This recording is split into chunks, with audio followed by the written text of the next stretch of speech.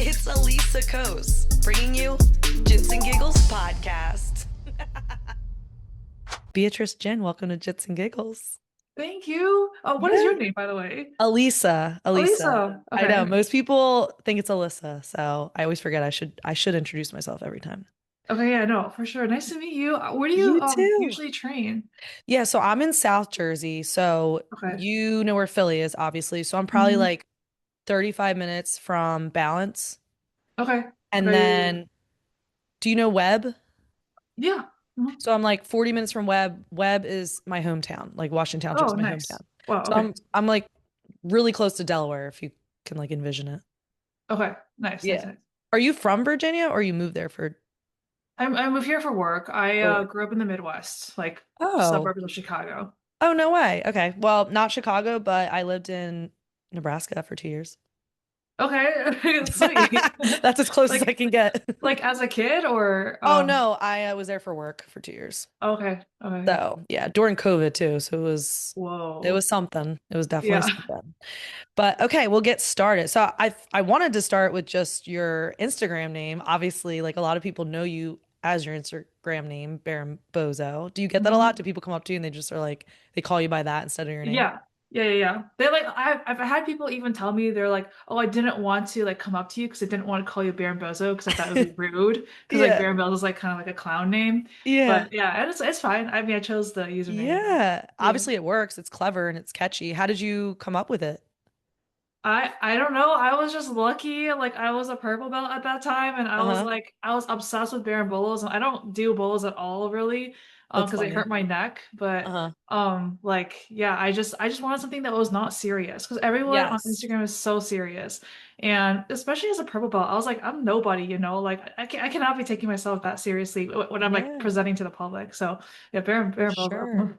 Yeah, and as far as like social media goes, I feel like it's the perfect name. Like it's catchy and like you said, it's lighthearted. I feel like people like it. People Yeah, remember. it worked out. Definitely worked out. Yeah. So who were you pre-jujitsu? What were you doing before jujitsu was ever even a part of your life? Oh, ever? I started jujitsu when I was 22, which is like right when I like came out of college and started work. Like my Hmm. first day of work was also my first day of jujitsu.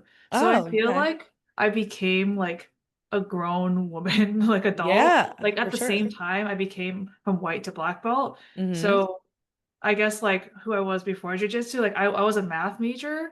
I Okay. like I was not a good math major, but I was a math major. Uh, I originally wanted to be an artist, like I wanted to like draw graphic novels for a living. oh wow. But then I realized like I don't actually have a story to tell, and that's something that I'm always so jealous of, like fiction writers. I have a couple like author friends, and they're like they just have like stories in their mind, and like what like Yeah. where did you get this? You know, it's amazing.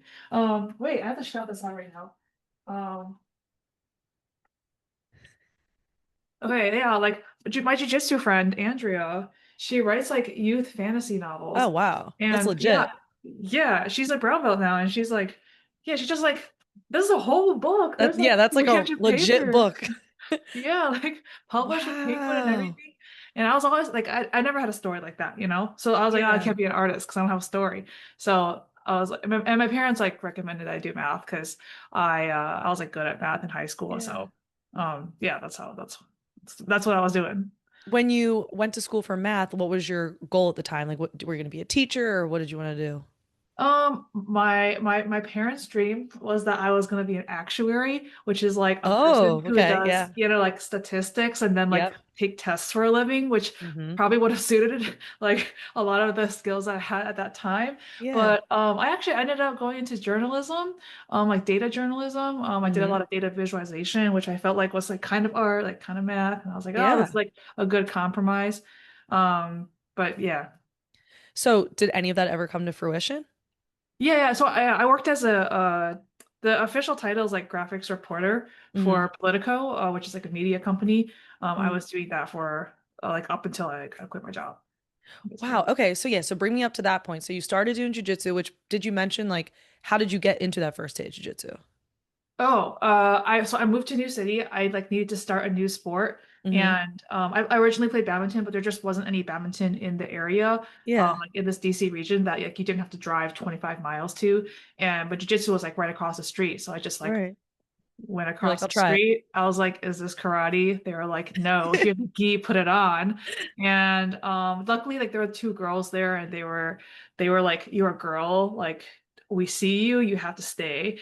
And so and so I stayed and like I was like one of the people who like fell in love the first day. I was like, oh, like someone is like inside control on Yeah. top of me, sweating on me. I was like, this is the best workout ever.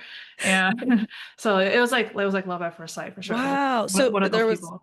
a little bit of luck in the sense that it happened to be across the street. Like it could have been something else and it just happened to be a jujitsu gym that you walked into. Yeah, yeah, it was gonna be jujitsu or ice skating because ice skating was also across Oh, the street, but ice wow. skating like just didn't start for 6 weeks, and so I was like, I'm not gonna wait 6 weeks to start a new sport. So like, Wow. and jujitsu was like that day. Yeah. Crazy. It was meant to be. So you started training and then you loved it. You became obsessed, it sounds like. But at what point were you like, I think maybe I could like take this a little more seriously and start competing? I was always competing. I competed like once a month, like pretty much since I started competing at white belt. I was just like, oh, Hmm. like I love competing. Yeah. But then like around blue belt, I found myself like at work, and I was like, oh, like I'm like thinking about jujitsu all the time. Like this is like kind of a problem and like kind of weird. Like what should I do with these feelings except Yeah. train more? Yeah. And then so like I kind of hoped to be good, but you just like never know like how good you're gonna be. You know what I mean? Like Right. you don't know until you get there.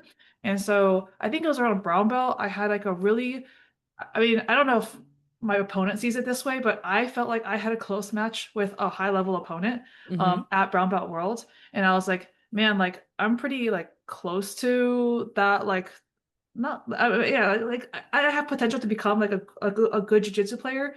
And Yeah. so like I think like what's getting in the way is like at that time my job was like really stressful. We were like on an 8 month, 2 week sprint, which doesn't make any sense. It just means like you're like working a lot. And Yeah. so I was like, oh, like maybe I should like consider doing jujitsu full time.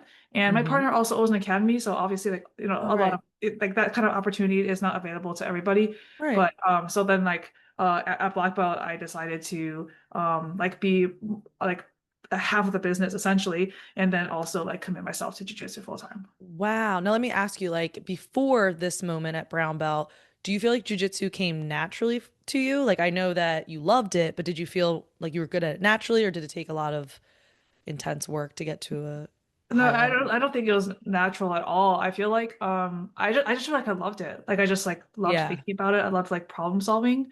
And I feel Hmm. like that's way more important than like being natural at it. Cause like Yeah.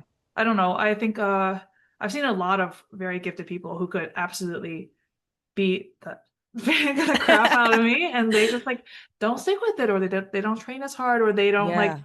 commit themselves to like whatever lifestyle they actually need to like achieve a high level of competition success, which is different, than just like being good at jujitsu. So I feel like Hmm. yeah, definitely. Yeah, I agree with Yeah, you. yeah, And I would say that carries throughout all types of things in life. I feel like if yeah, you're not obsessed in a positive way, even if you're born with any level of natural athleticism or talent, I feel like if you're not like thinking about it all the time and trying to one up, you're not gonna surpass everybody else. So that yeah, obsession for sure. helped you.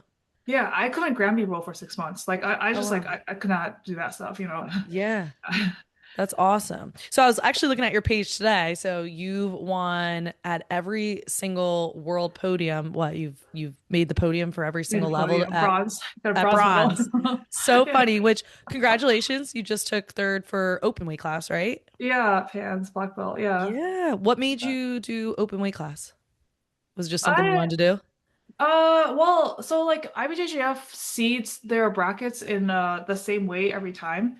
And Yeah. so like usually before I go into any tournament, not just open class, I kind of like look at who signed up and do an approximate like math of like who am I going to draw first. And so I know that if I can draw like someone that is beatable, I usually feel like I should like go and take that chance because uh I don't know, I traveled all the way there. Like I'm not going there Yeah, to like avoid people. I for want to sure. like have a like take away as much as possible. Hmm. I think if I drew someone that I thought was like way better than me that I couldn't beat, I feel like it would be too much of a risk because at black belt, open class goes first at the majors. And if Hmm. you don't like your draw, they'll disqualify you if you don't show up, right, from your weight Gotcha. class. So like you either do it and you fight hard, or you like don't get to compete at all. Right. So yeah, that was like the calculus going into it. Yeah. And you ended up having a match against Gabby, right? And I also, yeah, I also fought Gabby Pisania. Yeah. How cool is Yeah, yeah, that though? I mean, yeah. just the fact that you're out there going against one of the best in the world. I mean, you must be like, wow, I made it. Like I'm here. Yeah, It's pretty I mean, cool. I've had a couple of those moments. I fought Sarah Galvao. I fought Jenny Libre, who's like last year's world champion. Hmm. I fought Elizabeth Clay when she like Oh, double very gold no cool. gi at Worlds in December. I Yeah. definitely like at this point in my like black belt journey, I feel like I'm still like struggling to like give them like an earnest effort. Not to say they wouldn't have beaten me anyway, but I feel like oh like I get like a little like starstruck. I'm like, oh like who am I to like be here right now? Right. You know? And I've like heard a lot of stories of like athletes like going through that and eventually Yeah. like overcoming it. But I feel like I just like need to put in more reps, honestly, before I Yeah. like get there. Do Yeah. you feel like you have imposter syndrome sometimes? Is that kind of what you're saying? Um, not it's not really imposter syndrome because I like I like earned my spot into the bracket, but I feel like it's just like I know like my level is not there. Like when you feel like you know you're gonna lose, you're like, why should I try? Like it's kind of like that like Yes. self-defense mechanism. Right, And right, right. like I know I've identified this problem many times, but I feel like it's really hard to overcome until like I build the skills and experience to like actually overcome it. So yeah, I'm still working on that. But I feel like Yeah, I'm doing okay. for sure. And kind of like you said, it's like you earn your spot. Like obviously you deserve to be there, but because we as a community know some of these names, right? Like we know them through social media. It's like even though you deserve to be there as much as them, I can imagine seeing someone like Sarah Galval. That would also get in my head a little bit too, just because we know so much about her success, you Yeah, for know? sure. Like all over the media. Like I'm obviously a big social media person, and so Yeah. like while like I also love like getting some attention. Like I also pay Yeah. attention to everybody, so I feel like it's like a trade-off for sure. Yeah, which Yeah. speaking of, I wanted to get into that. Like, at what point in your jiu-jitsu career did you start leaning heavily into social media? I didn't mean to. It was just like I like put out one reel one time about like kids class about how like Hmm. it was like the average kids class experience, and I had like all of my friends like act out like what kids were like in kids class. I saw that, yeah. Yeah, and it went like super viral, and I was like, So what good. the heck? But yeah, I don't know. I feel like I always had like a lot of opinions, and I just like didn't know who to tell them to because like Hmm. I don't know, like when I'm in class, I feel like I should be teaching technique. And, sometimes I like obviously tell people like what I think about like competition and like what they should like train and like what they should do and how and like certain like mentality fixes and stuff. But like the stuff that like I do make whiteboards about or like weight I love cuts and it. like that kind of stuff. I feel like um I don't know, I just feel like I like really wanted to share it. And Yeah. so like yeah, and I feel like it's like every time it was been well received. Like I've had like very few things that flopped.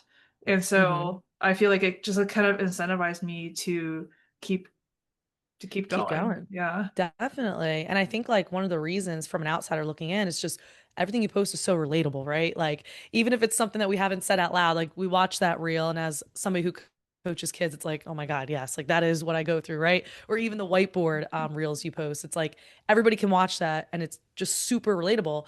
How are you coming up with those ideas? I assume it's from real life, but are you thinking during the day and jotting them down? Like what's your process? Yeah, most of the time they just come to me and I have like a notes app thing and I just write them all down.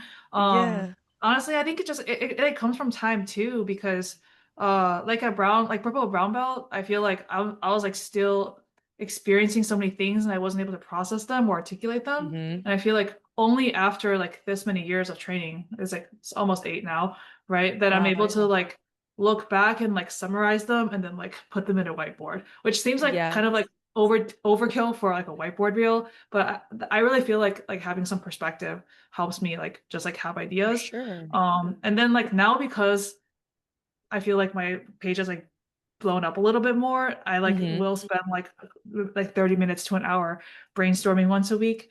But honestly, I feel like the best ideas come when I'm like just on a walk and I'm like, oh, like that's really funny. I should write it Yeah, down. Yeah. for sure.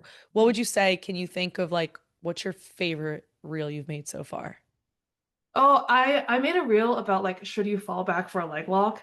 and like all Uh-huh. the paths lead to like you should fall back for a leg lock, Yeah. which I like I love leg locks. Like I'm like Mm, I have so many competitions where like I've been down by two because I fell mm. back for a leg lock, but I would get the leg lock.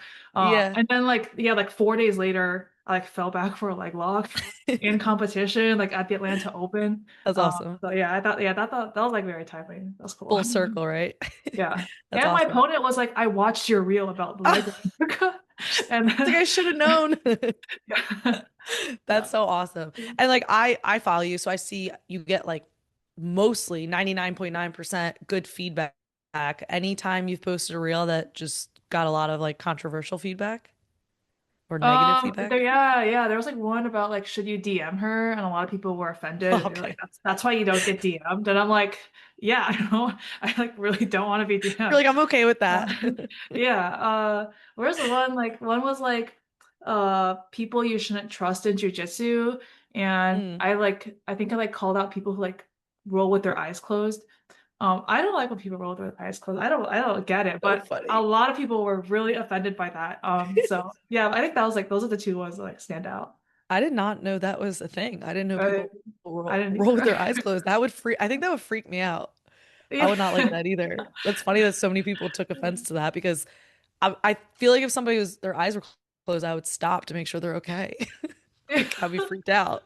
Yeah, I was yeah, a lot of people, a lot of comments That's on that. so that's so Yeah. funny.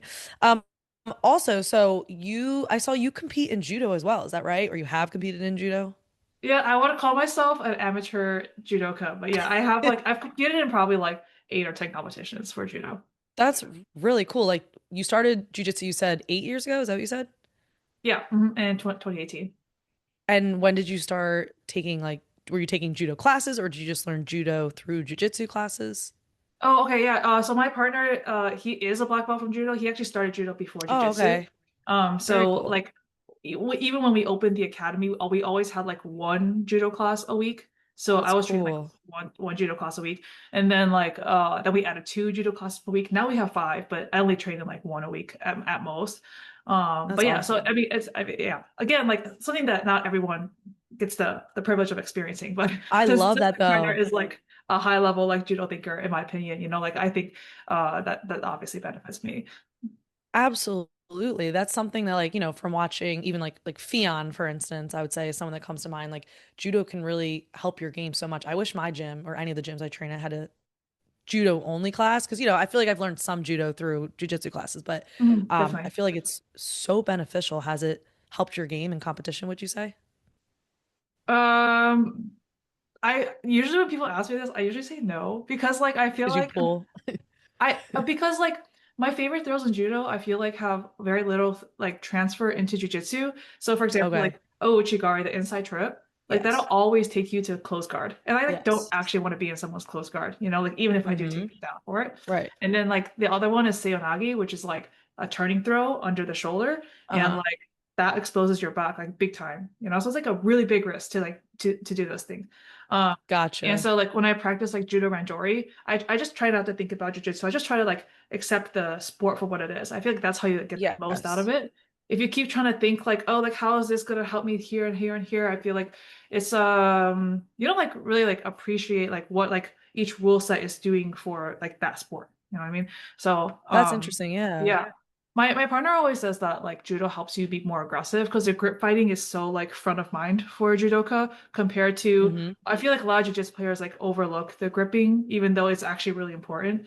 So I feel like maybe Mm-hmm. that like peripherally helped me in jiu-jitsu, but like in terms of like direct transfer of like techniques, I feel like Yeah. there's honestly like not that much. That's interesting. I actually just assumed that it was like a direct transfer, but the way you're explaining it, that makes sense. It's almost like not worth the risk in jujitsu to go for it.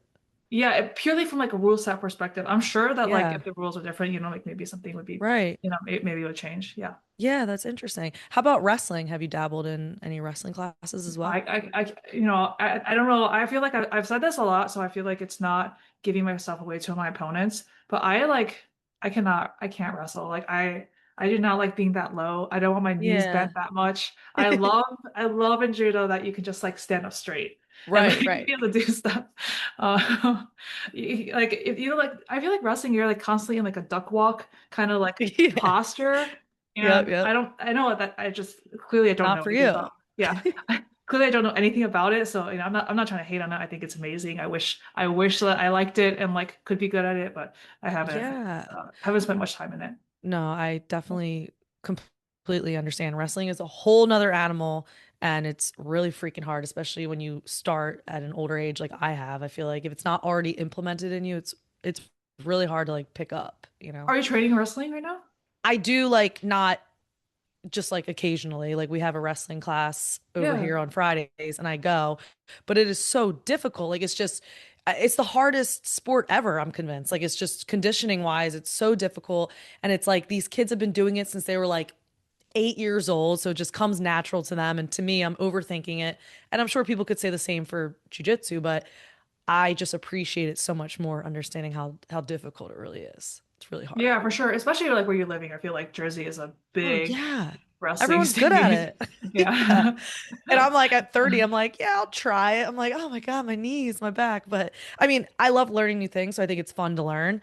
But to become like proficient or good at it, I don't think that's my goal. I think I just want to be a little better than I was before, you know. So Yeah, for sure. But you it feel is. like wrestling helps jujitsu though, right? I do. I really do. I mean, of course, if I consider myself a guard player or a guard puller, but like I do prefer to stand. I usually am going at a heavier weight class, so I really, really, really don't want to be on bottom. Mm-hmm. So for me, I do think it's helped me quite a bit. Yeah, Nice. for sure. But when I go up against someone who knows what they're doing, I can feel the difference for sure. Absolutely. Yeah, yeah, yeah. They, Yeah. you know, it's a little scary. What was I going to ask you? I just lost my train of thought. Oh, I was going to ask you. So, as somebody who's been competing for so long, and we're kind of talking about transferring over, like judo, not really transferring over to jujitsu. Do you feel like sport jujitsu is transferring over into self-defense at all? Do you feel like it's a completely different animal? Is it Oh helpful my for God. self-defense? I think did you Any have a viral opinion? clip about this go like viral like with I maybe think like Nick? I think when yeah, you're right. I did talk to him about it. I really wasn't even thinking about that, but yeah, at the time, I feel like it was relevant at the time for some reason. Something else came up, but yes, from Movement Art, we talked about it, Danny, and he said it was like not at all, like it doesn't transfer at all. To be honest, my opinion, I'll give you first. I'm torn. I do think there's a big difference between sport and self-defense. Obviously, Mhm. half the stuff we do to compete, we're not going to do to like try to save our lives. I'm not going to like sit down like we always joke about. But some people are starting to say like there's zero crossover. So I'm just curious. Do you feel like there's any Oh. crossover? Well, I think zero crossover is like kind of extreme. I think they're just saying that to Yeah. like be, be contrarian. Yeah, to But like get I don't know. yeah. I feel like Fion also had an interview like really recently about it, and someone asked her about like like what like what's the deal with self-defense and jujitsu, and she's like, Mm. why can't you guys just let women train the sport because they want to play a fun sport? Because I'm not Correct. doing jujitsu to be a like to whatever. Like I just like love the Yeah. game. But Hmm. yeah, so that's like my general like feeling about it. For But sure. honestly, I had a friend who like actually was attacked by a person who like broke Oh into wow. her apartment. It was on the news, so it's not like Yeah, a yeah. like she's not, I won't name her, but yeah, like someone like broke into her apartment, like attacked her, and she framed, shrimped, and screamed, and he left. Oh no shit. So It like like I literally feel like worked.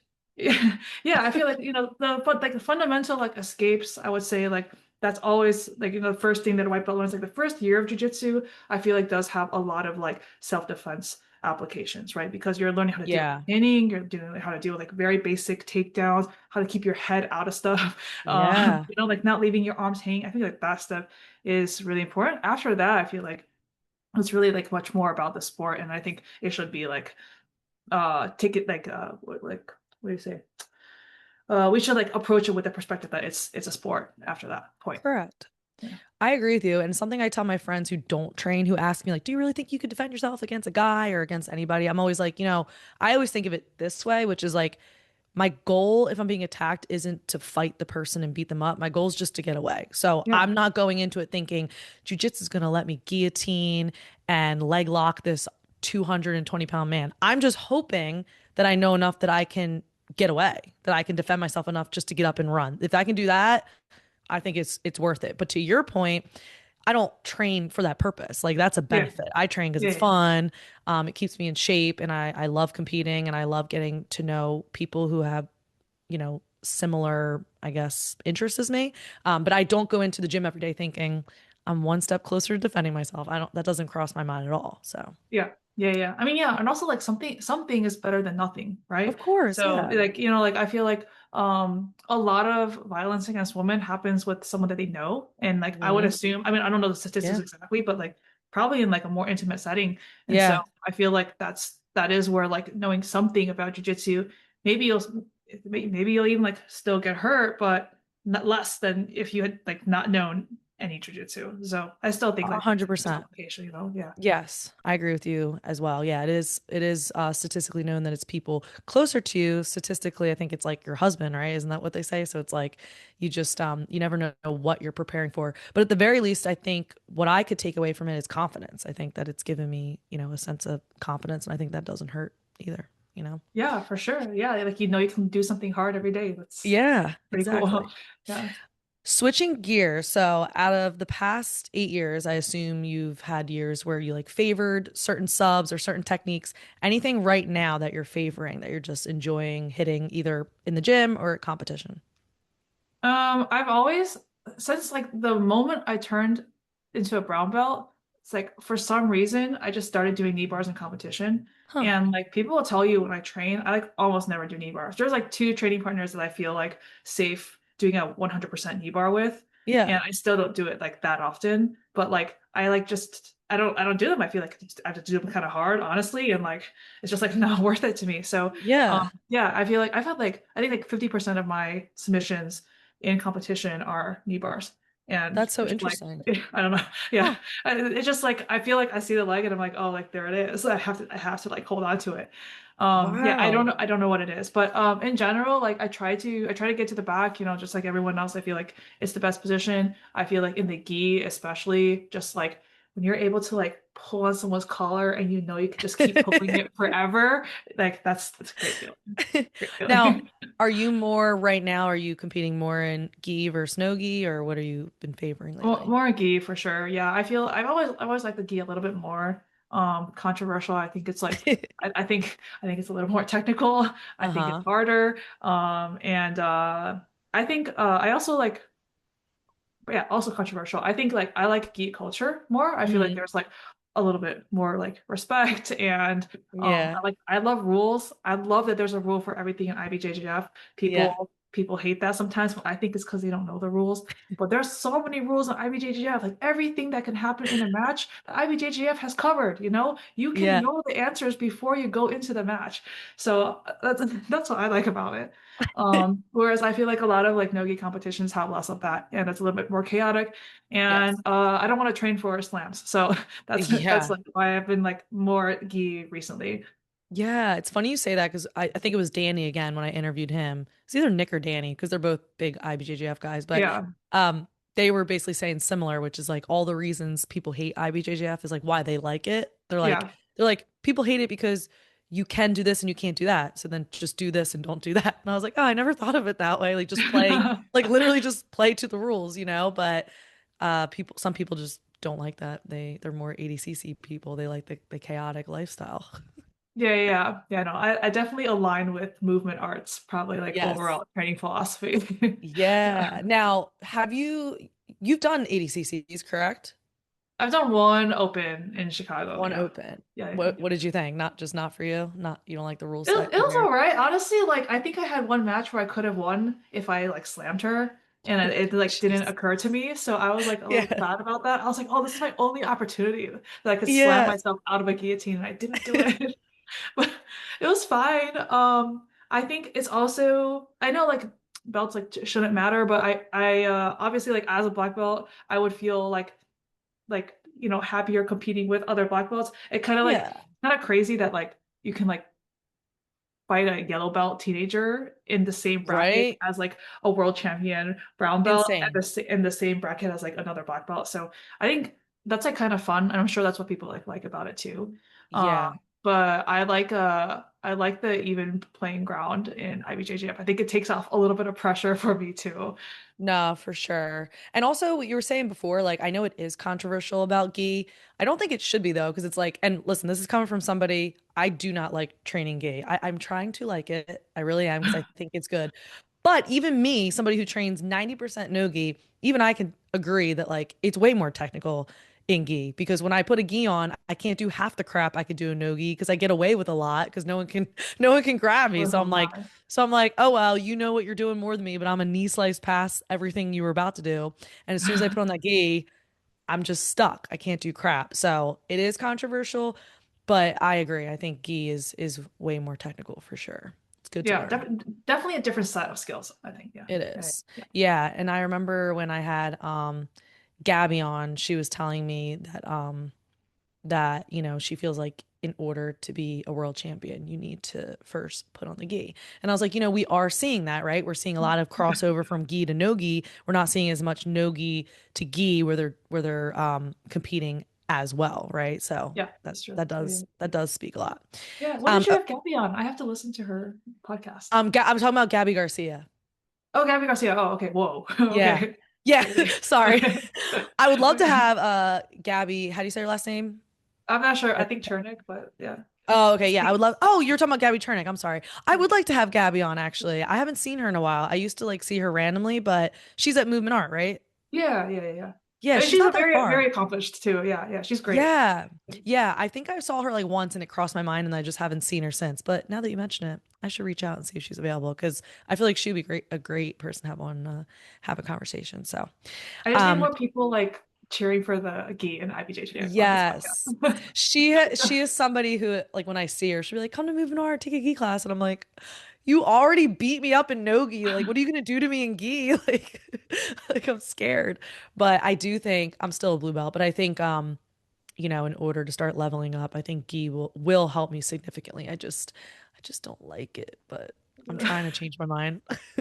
It's so hot. It's pretty hot. Yeah, that's true. But at least the sweat like soaks into the gi instead of onto the floor. That's true. That's true. There's also like a slight barrier between like their gi and your body, Yeah, yeah, Like yeah. no gi's so much more sweaty, right?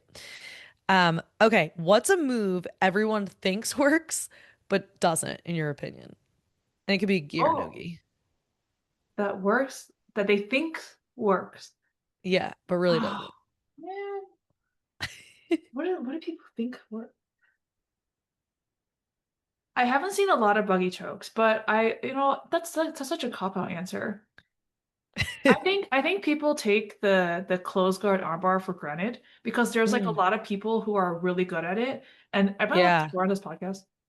What'd you say? Am I allowed to swear on this podcast? Oh yeah, of course. Oh, okay, okay. So like, yeah, there are a lot of people who are really good at the closed guard armbar and they like specialize in it. And then Yeah. like there's a lot of people who are shit at the closed guard armbar and they like never figured it out. And every time Yeah. they armbar, they're gonna get like stacked and like Yeah. something horrible will happen to them. I'm one of the people who is bad at closed guard armbar. So, like Yeah. yeah. So I think that was like a very That's a good it's a one. very like divisive, like traditional move that like I people was like gonna would say like we all learn that yeah. pretty early on. But Yeah, yeah. like, especially as you get to a higher level, it's just like way harder to successfully do it than I feel like people realize for sure. Yes. And Yeah. toe hold. Also, I think because toe hold is controversial as a submission. controversial, and I was gonna say, and I feel like as I've been, further along, I guess in my jujitsu career, I feel like the escape to it, I feel like we work on way more as well. So I don't Yes. even feel that bothered by it. Maybe I Yeah, should yeah, be, yeah, but yeah, yeah. I feel like I the always feel like I submission can get is out. like, oh, yeah, the thing is like always the thing that happens after the toe hold, not like the toe hold itself. Yes, Most of the time. correct. Most of the time. Correct.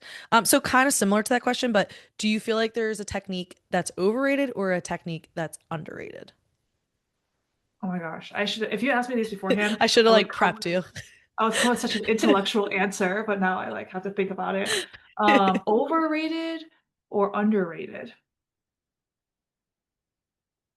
No, everyone's catching up with the ankle lock meta, so I feel like everyone knows that like ankle locks are real now. Yeah, for I think it's been sure. a couple of years, but like yeah, people kind of get that. But it was underrated for sure. Yeah. Yeah, People were very like much. not respecting it. And Yeah, then I still see like some like high profile nogi fights where like girls are leaving their heels out and they're like, leg locks aren't real. I'm like, Right.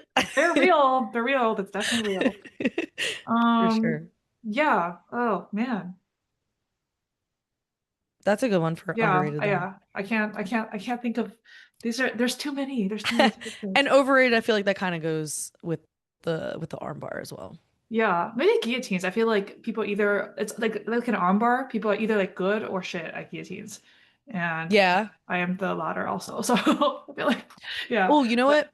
You just reminded me, as a gi girl, or as a gi person, I should say, do you feel like people don't respect rear naked choke as much in gi versus no gi? Because a couple people have told me that they've gone out in gi, but never in no gi. And I'm like so curious why that is. Does it just come on quicker, I guess, with the collar?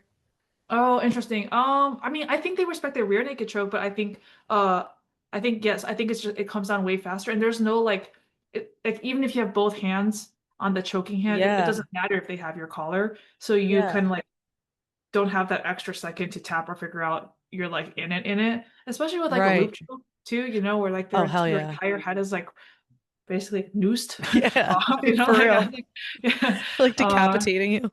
Yeah. I think you're right though. Yeah, probably a lot more people like go out in the gi because of that.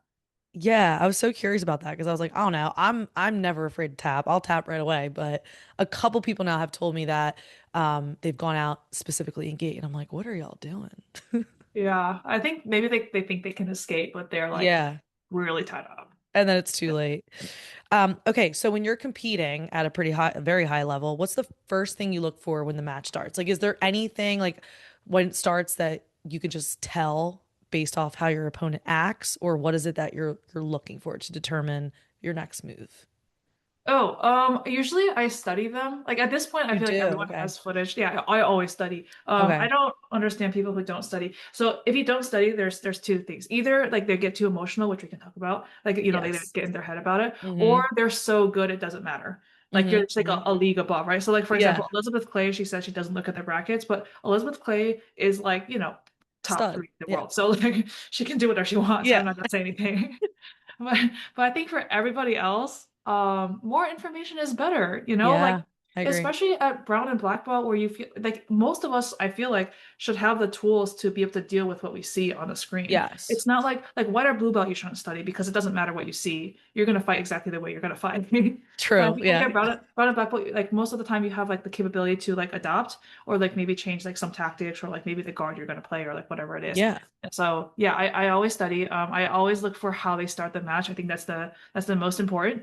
I think you can tell like you can tell like how focused they are by the start of the match and like how experienced of a competitor Mm-hmm. by like how hard they're trying to get to their spot in the beginning of the match. You can see people like still like even competing at high level, some people like don't care how they start and they're gonna lose like close matches like that, you know, or they're gonna Wow. be like a little bit like off. So I think yeah, that's usually the first thing I look for. And then like the easy stuff is like guard pull or like takedown, right? Like if they're gonna be top or bottom. I think that doesn't Yeah. matter as much, but yeah, but I think it's still like good to know. Can you think of a time, have you ever, because I'm a big person that I like to study, even if it's like a big bracket, I'll like look the day of, and I love having like so much information. That's just how I am. Have you ever studied your opponent and then their game was completely different than what you studied? No, they've always been very Always consistent. pretty Yeah. spot on. Yeah. I feel That's good. like everyone says that like after competition, you're never gonna make the same mistake again. Uh-huh. You know, like you're gonna learn from it, you're gonna be a totally Right. different grappler. It'll never happen to you again. It's gonna happen to you again. There are so many Yes. people who make the same mistakes over and over, and you can see it every time. And you can see like if they lead with their right knee, they're always going to lead with their right knee. You Mm-hmm. know, like 95% of the time, unless they're also studying you and they're like, oh, I need to lead with my left, you know.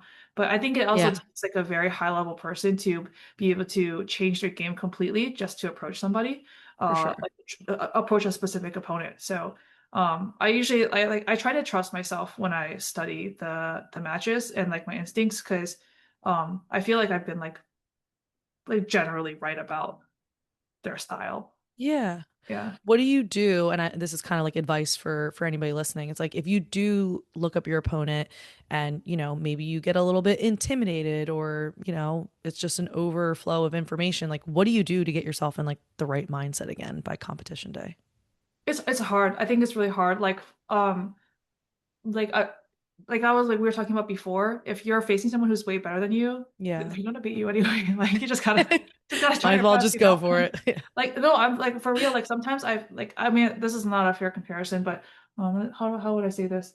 Like there's a website called jujitsu.net and it Hmm. rates like it gives like basically like elo ratings Hmm. of like of everyone. So like from white to black belt, masters, adults, juveniles, as long as you compete in the IBJJF, you have an ELO rating. Okay. And Hmm. so the difference between an average black belt and an elite black belt, an average black belt's 2000 and an elite Hmm. black belt is like 2300 or 2400. So a difference of Hmm. 300 or 400 points. Right.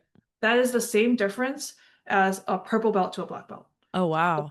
You know, so like I mean, it's Wow. not like, you know, exactly like one for one, but like if you Yeah, think about like if you were purple belt and you were facing a black belt, definitely. Big like difference. you know belts don't matter but also like But they do.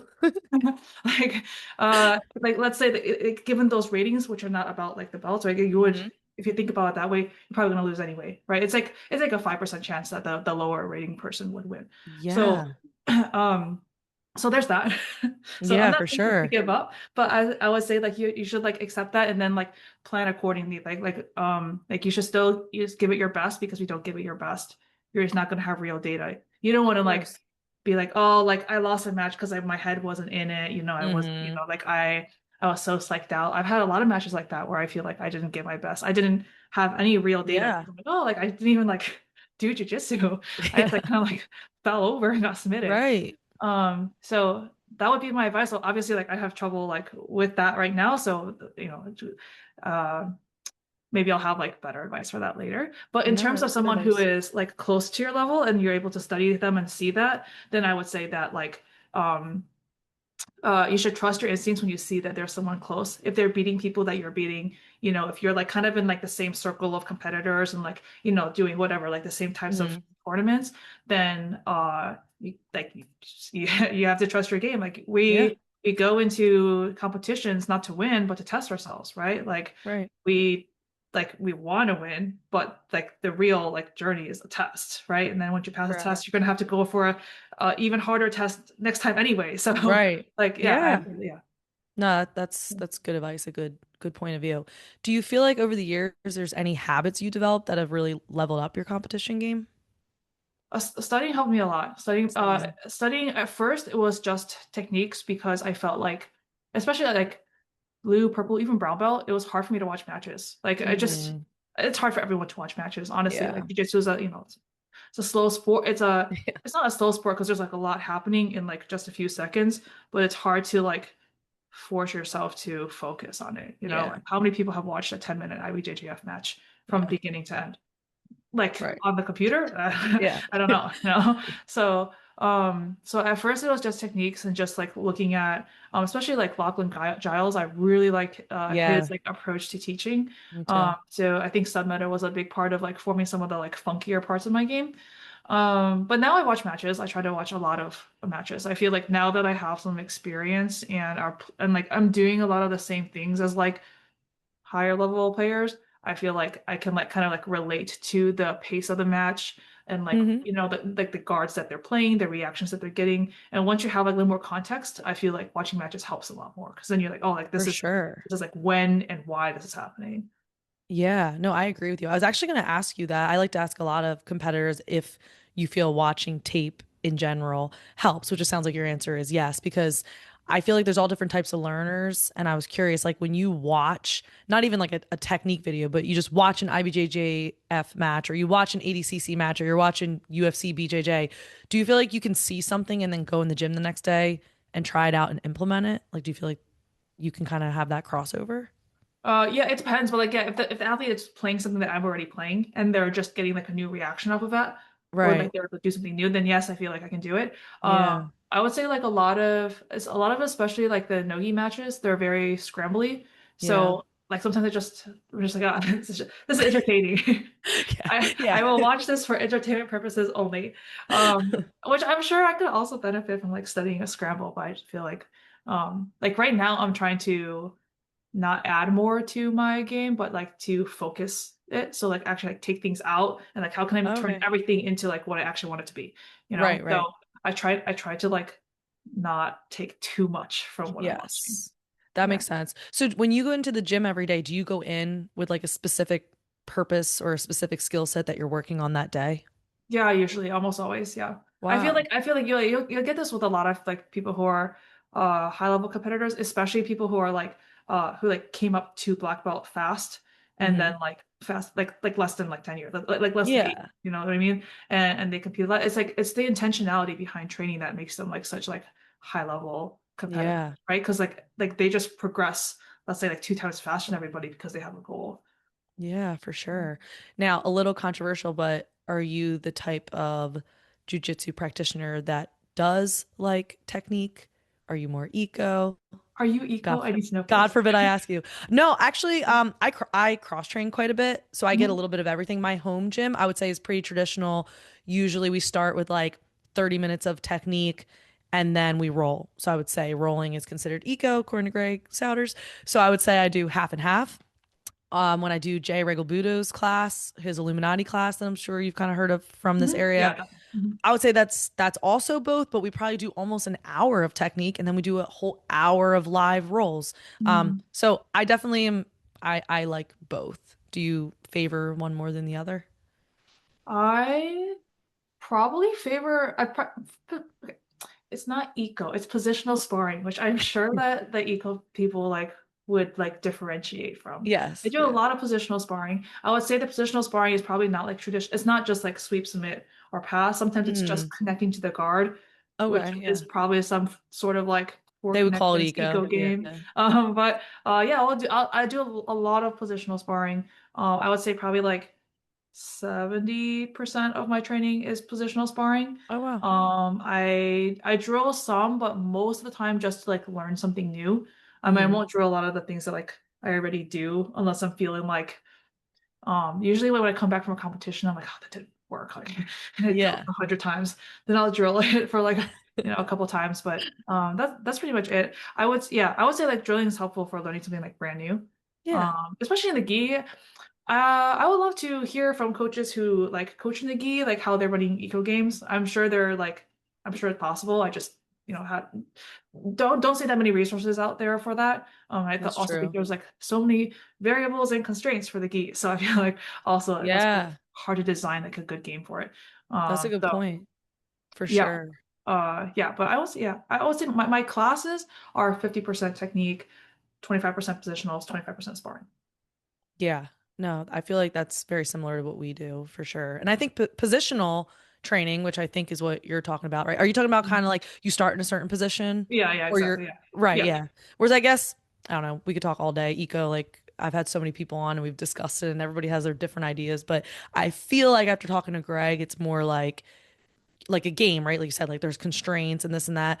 But to your point, yeah, it's usually nogi they're talking about, right? Like Greg's school is nogi. So curious to see how you would do that with the gi. It would be harder. There's so many more factors to factor in.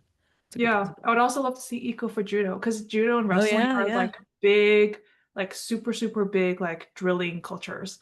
So Yeah. I would be Yeah, I hope interested. somebody hears this and reaches out because I never considered asking about like gi because everybody I've talked to about it are no gi people. So that's a great Mm-hmm. point.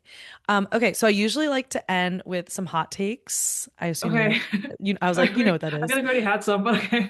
Yes, you did say quite a few. Your whole page is pretty much hot takes, which is why I love it so much. But anything off the top of your head, any good hot takes you want to bring up? I think guard pulling is the best way to start a match Hmm. because you can always guarantee that you can pull guard, but you can never guarantee that you're going to take someone down. Ooh, I like that. You Like should no one watch. can stop you from being on the bottom. Like the best they can do is also guard pull. I like that. That should be a quote. No one can stop you from being on the bottom. That's gonna be That's the a good clip. one. It's I gonna be like the that though. But in all seriousness, it's like if you want to guarantee it's gonna go close to the way you want to go, like yeah, if you pull guard, you're gonna pull guard. You're definitely gonna pull guard, unless they beat Yes. you to it, I guess. Yeah, But they have to beat you, and you can always double guard pull, and then you have to yes, wait for someone to come up. But then if you come up, they're already going to be on the bottom. You can pass. You're not going to correct. be Yeah. standing, and standing is the worst. Yeah. Standing when everything else happens. When I started jujitsu, obviously I heard everybody say, the stereotypical like, oh, like guard pullings for like babies or whatever. So like as a baby white belt, I was like, I'm not gonna be that. I'm gonna wrestle. And then I tried to learn wrestling. I was like, this sucks. I was like getting taken down. I was trying to wrestle and I was ending up on bottom anyway. And I was like so insistent on wrestling for the first like, I don't know, 6 months, maybe 8 months.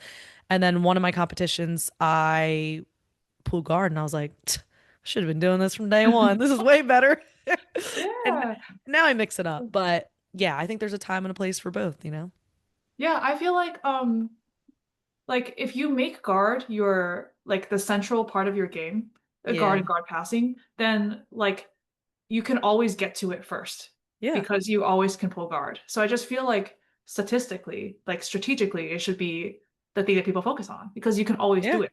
Where everything else, you have no like if you want to pass, you can't always pass. Like someone's going to take you down Hmm. eventually. Yeah. Yeah, and also like I was at Pans like this weekend yesterday, and in the finals, I would say I think like probably like 80% or 90% of the finals, including the heavyweights, someone pulled guard, right? I think there might have Hmm. been one takedown that I saw from Yeah. that was initiated from standing. So like I would love to see someone who hates guard pulling to score an advantage on one of those finalists. Like Right. I don't like those guard pullers are good. Yeah. Any opinion on like wrestle ups, like pulling guard and then wrestling up? Do you feel Oh, like, yeah, that's part of the guard. I feel like that's yeah, fair game. Yeah. yeah, Yeah. Yeah. yeah, that's a good one. Any other hot takes?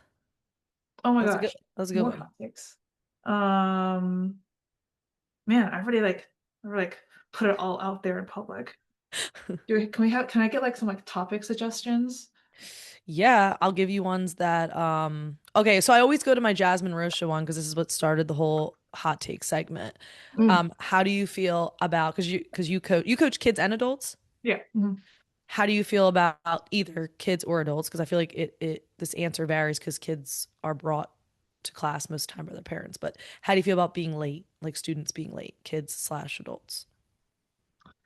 It's not gonna be a hot take. I don't really care. Like I feel like most of the time people don't come late on purpose. They're not doing it to spite you. I feel Right. like if they're doing it to spite you, they probably don't like you, and then they shouldn't train at your gym. But Yeah. if they're coming late, it's usually because of they're like they have like life going on. And Like also, I live in the other DC things. area, which is like a super career Oh oriented yeah. of like of all the Hmm. cities. So I feel like it's hard for me to be mad if someone Yeah. is late. If they're yeah, if they're purposely late, I like feel some kind of way, but also I feel like they're missing out on our great instruction. So It's on them. yeah, yeah, that's all right. Yeah. Yeah. Okay, I have another hot take. I feel like Okay, go. I think everyone should wear spats. Good one. And if they don't, everyone should wear at least spats. And then like if they want to add shorts over it, that would also be great. I feel Okay, like okay. if you don't wear spats, there's just so much stuff coming out of your body at all times, and it Hmm. gets lost in the sauce of sweat Literally. on the mat in nogi, and you just don't know what's in that sweat, and it's Yeah. out of your pants. So everyone should wear spats, or And you're speaking at least double layer shorts. okay. And you're speaking for women as well, then. Yes, women as well. Women have Yeah. stuff in their Yeah. bodies. Yeah. No, I agree. I agree for sure. Now I will even take it one level up where I do feel like men should wear shorts over their, and I'll say it this way to make it not sexist. I just think shorts over spats. I don't know. Now I'm kind of contradicting myself because I definitely wear leggings without shorts over it. But if I were a dude, I feel like you gotta wear something over your spats. It's just a lot going on. It's There's a it's a lot lot. going on. There's a lot There's going a lot on. going on. I don't want I to don't give my know. hot take for that because I feel like it's too They're gonna hot. come for you. They're gonna Yeah, come for you. yeah. Well, I've But had men on here that agree. Like even guys on here have been like, "Yeah, we should be wearing shorts over our spats." I'm like, "Yeah, you yeah, should." it's required at my gym too. Yeah, like all Oh of our yeah, guys have to wear shorts over the spats. Yeah, and women have to wear spats. there you Not go. yeah, not just shorts. Yeah, Yeah, yeah. I just feel like, yeah, come on. Like, what woman or man wants to roll with someone whose stuff is just all over the place? Like, it's stuff is already coming out. Yeah, yeah, I don't it's a like close it. sport. Like, just please don't make me subjected to that. Yeah, Yes. I agree with you. Anything else before we wrap up here that you can think of? Yeah, okay, I got one. I think after you learn your fundamentals, let's say first 1 or maybe 2 years of jujitsu, I Mm-hmm. feel like training escapes is a waste of time. Ooh, tell me more. Why? Because the meat and potatoes of jujitsu is in the guard. So let's say you have like a world-class mount escape, but you have a Mm-hmm. shit guard. Mm-hmm. Then if you have a world-class mount escape, you're going to escape the mount, and then you're going to be put back in mount anyway. So Mm. the escape to mount is not what is actually your problem. The problem is the Yeah. guard or the passing. So yeah, just that train of logic alone, I feel like is enough for me to not train escapes. And then also like you do train escapes because your guard is going to get passed in training at some point, and that's your opportunity to train escapes. But then once you Yeah. recover, your focus should be on how to prevent that from happening. It's the exact same thing as trading triangle or armbar escapes, right? Like what is the advice that every coach gives you? Just don't get there. Yeah. With Yeah. mountain side control, just don't get there. Right. And if you Right. get there, then you can worry about it, and like you'll learn a couple things Mm-hmm. in the fundamentals class that'll help you, and like you'll like figure it out. But like fundamentally, the problem is the guard. Yeah, that's a great hot take. And you and movement art really are very aligned because I remember talking to, I think it was Nick, and I think they said that their white belts learn, I think he said they like only focus on guard retention their first, I want to say their first year. I think I'm quoting him correctly. And I remember being like, what? But then the more like, I was like, that's all they do? I was like, what? But it makes sense, right? Because to your point, it's like you don't have to worry about the rest of it if your guard's not passed. So Yes, don't get yes, past. yes. I like to say that if my guard gets passed, I deserve to lose. Which Yeah. which like is right. Like, if you look at all the like finals, for example, from last weekend, every time Mhm. someone's guard was passed, like it was over. It was like Yeah, and it's it's a not good because point. their escape suck. It's just like even if they escaped, which a lot of the times they did, they would even like, escape the back and stuff. Like it's just Yeah. it's too late. Yeah. So at your school, when you're teaching kids and or adults, guard retention, are you doing it through like games or what's kind of your way of teaching it? Oh, I we just teach through the guards. We cycle through like a guard every month. Curriculum. And yeah. Like right now we're doing what are we doing? We're doing Shin to Shin. Oh, cool. But yeah, for kids, oh, so we do teach escapes though. So in our intro classes, we teach escapes. We have like Yeah. 8 weeks on like the fundamental pins. But in our all levels classes, we like almost never do escapes. So we'll do it like once in a while for like fun. Like, oh, like what happens if you get bow and arrow and you just like, log roll out of it? But we don't the main focus of all levels is like completely open guard passing and Yeah. sweeping and submissions. I like that. Have you noticed a difference between your gym and maybe other gyms that don't focus as heavy on guard retention? Yes, and I'm not calling anyone out. I'm not attacking any local gyms. Just want people Of to know course. this. Okay. But I do feel like you can tell right away when someone plays guard, like if they're a Yeah, good player or not. Like of course. you will feel like their muscle memory, like the way they frame the hook, if they have Yeah. a good guard. And I think that like if someone for IBJJF specifically, and I don't like focus on ADCC, so I can't speak to that. But Yeah. for IBJJF specifically, like if someone wants to scale an athlete beyond like a blue belt, like open champion, they need Hmm. to have a good guard, and you Yeah, you will like see right away the academies that focus on that. for sure. No, that's really awesome. All right, so wrapping up, anything coming up for you? You just finished at Pans. Anything else on your radar in the next month or two? Oh yeah, a lot. I have the New York Open in 2 weeks. Nice. I registered for Atlanta in a month, and then Worlds is in June, and then Wow. there's like the Virginia Open in July, and then there's Masters Worlds. It's going to be my first Masters Worlds because I just turned Oh, 30 in awesome. August. So yeah, I stay busy. I feel like I'm lucky to have started jujitsu like at an age where I can like one be autonomous and like like have like the like financial freedom and also career Yeah, freedom to like compete so much. And so I try to take advantage of it. absolutely. And when's your birthday, by the way? It was last week. So yeah, I just turned 30. Oh, I don't know why I thought you said August. You said, okay. I was gonna say Hey. I'm August. So I was like, are we Oh, okay. birthday twins? Yeah. Oh, well, happy birthday. That's Thank awesome. you. Oh, so first Master World's coming up. Mhm. Awesome. Well, we'll keep a lookout. You're very busy, so I hope you make your way in the Philly area. If you do, let me know.